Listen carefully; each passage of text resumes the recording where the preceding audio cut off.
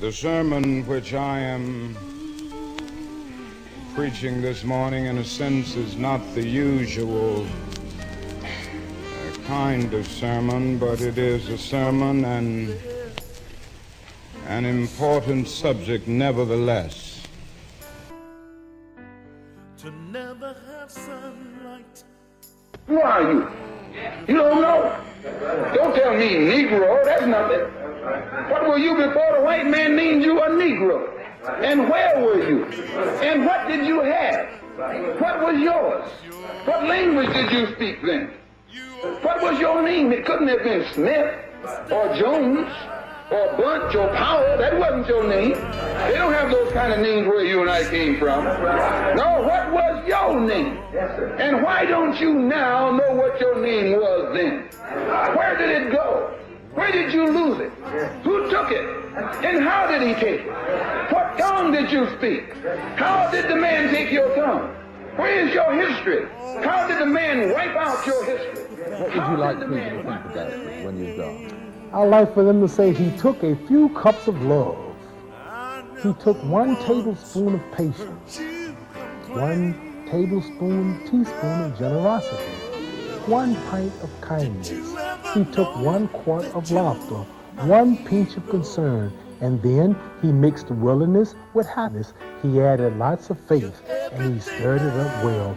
Then he spread it over a span of a lifetime, and he served it to each and every deserving person he met. Muhammad Ali, thank you very much. Just as I have a dream that my 4 little children will one day live in a nation where they will not be judged by the color of their skin, but by the content of their character. I have a dream today.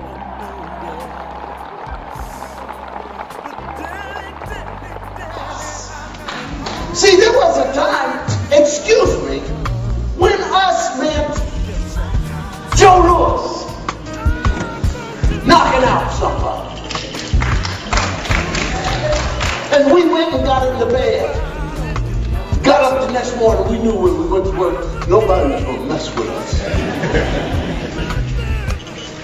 Us meant Althea Gibson winning, beating everybody in the world. And the next morning, nobody gonna mess with us. Graduate of Florida A&M. Make me feel good. Marian Anderson. Our people climbing and doing things that they said we couldn't do.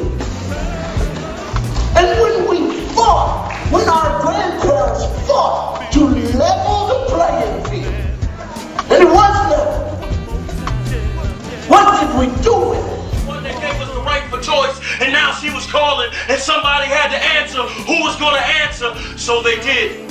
Stern faces and chiseled chins.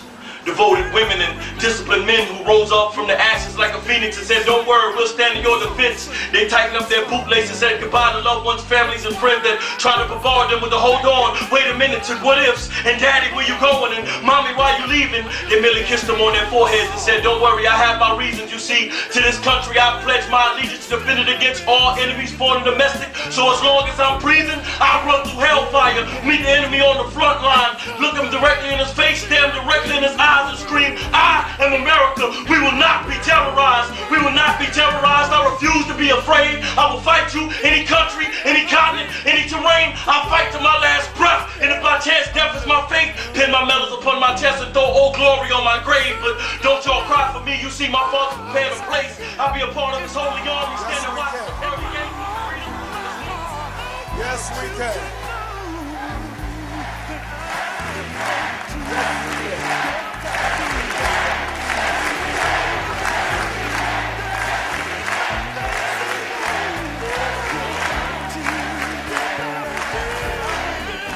It was a creed written into the founding documents that declared the destiny of a nation. Yes, we did. It was whispered by slaves and abolitionists as they blazed a trail towards freedom through the darkest of nights. Yes, we can.